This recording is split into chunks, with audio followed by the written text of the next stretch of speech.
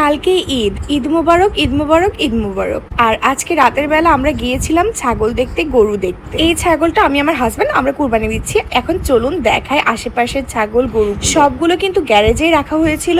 অনেকগুলো গরু, পাশে আবার দুটো ভেড়াও ছিল যেগুলো ভিডিওতে নেওয়া হয়। মাশাআল্লাহ সবগুলো গরুই অনেক বড় ছিল। এবার চলুন আপনাদেরকে দেখাই আমার শ্বশুর মশাই আর শাশুড়ি মা কি কুরবানি দিচ্ছে। এই যে এটা হলো তাদের বিশাল গরু যেটা তারা কুরবানি দিচ্ছে। পাশেই রাখা ছিল গরু, ছাগল আর ভেড়ার জন্য যাবতীয় খাবার সামগ্রী। আমরা গরু দেখছিলাম, এর মধ্যে আমার জামাই চলে এসেছে, সেও একটু গরুকে দেখছিল, আদর করে নিচ্ছিল। এটা ছিল রাতের মুহূর্ত।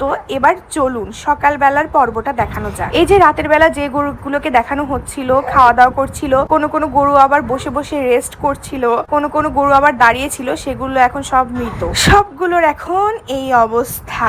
যাই হোক, আল্লাহর কাছে শুকরিয়া আদায় করি, সবার কুরবানি ভালোভাবে হয়ে গেছে আলহামদুলিল্লাহ। মহান আল্লাহ তাআলা আমাদের সবার কুরবানিকে কবুল করে নিন। এই পর্যায়ে শুধু গরুগুলোই কুরবানি করা হয়েছিল, খাসিগুলো এখনো আছে, তাও আবার সব কুরবানি করা হয়নি। কিছু কিছু গরু দেখলাম আছে, গরুগুলো হয়তো একটু পরেই কুরবানি করা হবে। এবার দেখাবো শাশুড়ি মা কি কি রান্না করেছে। প্রথমেই দেখলাম পায়েস রান্না করেছে, এরপরে ছিল সেমাই, এরপরে সরি গাইস এটা তো পান্তা, যায় লাচ্ছি ছিল, আরো কিছু কিছু আইটেম ছিল যেগুলো ফ্রিজে তুলে রাখা হয়েছে। আমি আজকে ঘুম থেকে একটু তাড়াতাড়ি উঠে গেছি। এখানে আমি আমার মেহেদিটা দেখছিলাম। আমি উঠি প্রতিদিন প্রায় 11:30 বা 12:15 নাগাদ, আর আজকে 10:30 উঠে গিয়েছি। এখানে দেখছিলাম পোলাও রান্না করে রেখেছে, আর এখানে মাংস তৈরির জন্য সবকিছু ধুয়ে মেজে পরিষ্কার করে রেখেছে, সাথে পেঁয়াজ কেটে রেখেছে, মশলা বের করে রেখেছে, মশলা আবার বেটেও রেখেছে। সে কখনো ফ্রিজের মশলা ইউজ করে না, তাজা মশলা ইউজ করে। এদিকে সকাল সকাল যেহেতু উঠে পড়েছি, আমার অনেক ক্ষুধা লাগছিল। ভাই 10:30 আমার কাছে আসলেই সকাল, কারণ আমি প্রতিদিন উঠি 11:30 পৌনে 12টার দিকে। এখানে আমি মাছ ভর্তা আর কালো জিরা ভর্তা দিয়ে খাচ্ছিলাম, ওইদিকে মা তরকারি জাল করছিল। আমাকে নিয়ে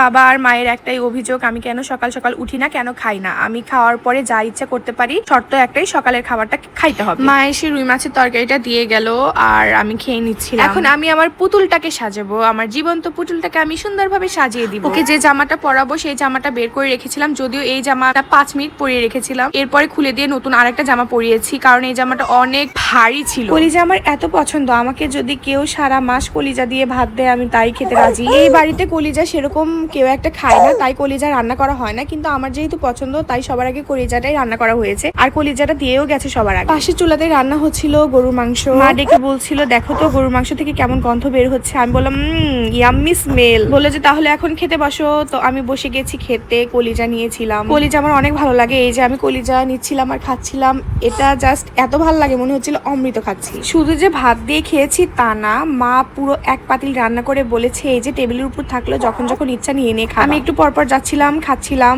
এইভাবে চলছিল আমার দিন। ঈদের দিনটা আমার এইভাবেই চলে গেল। এরপরে আসলো মাংস বাটাবাটির পর। আমার দেবরটা নিচে যাচ্ছিল আর বালতি বালতি মাংস নিয়ে আসছিল, সেগুলো আবার ঢালছিল, সেগুলো আবার মা ভাগ করছিল কাকে কতখানি দিবে এই সব কিছু আর কি। আর বাবা নিচেই ছিল, সবকিছু দেখছিল। আমার শ্বশুর শাশুড়িদের ফ্যামিলি অনেক কিছু বেছে বেছে খাওয়া দাওয়া করে, এরা গরু ভুড়ি কেউ খায় না, মা তো পরিষ্কারও করে না কারণ বমি আসে। তবে আমার গরু ভুড়ি খেতে হেব্বি লাগে। কার কার গরু ভুড়ি পছন্দ অবশ্যই কমেন্টে জানাবেন। কি আর কমেন্টে জানাবেন। আমার ভিডিও তো আপাতত নতুন কারো কাছে যাচ্ছে না, কারণ আমার পেজে একটু প্রবলেম হয়েছে, সো ভিউটিও সবকিছুই কমে গেছে। যাই হোক, আই হোপ ঠিক হয়ে যাবে খুব শীঘ্রই। আমার যেহেতু পছন্দ আমি নিয়ে যাব, তাই মা গরুর ভুড়িটা না এটা খাসির ভুড়ি, হ্যাঁ খাসির ভুড়িটা পরিষ্কার করে দিচ্ছিল। গরুর ভুড়ি তো এখনো আসেইনি। ভুড়ি পরিষ্কার করা শেষে বটি, তারপর রান্নাঘর পরিষ্কার করে রাখছিল। গরুর মাংস তো ভাগাভাগি শেষ, এখন খাসির মাংসটা ভাগাভাগি করবে। আর আমার চর্বি খাওয়া যাবে না, আমি অনেক হেলদি হয়ে যাচ্ছি, তাই মা বেছে বেছে যত চর্বি ছিল সবগুলো আলাদা করেছে। আর আমাকে বলছিল যে তুমি মাংস ফ্রিজ থেকে বের করে কেটে রান্না করো, তারপরে আবার বলতেছে থাক তুমি কাটতে পারবা না, বটিটা নিয়ে আসো আমি কেটে দিচ্ছি। সবকিছু মাই কাটছিল,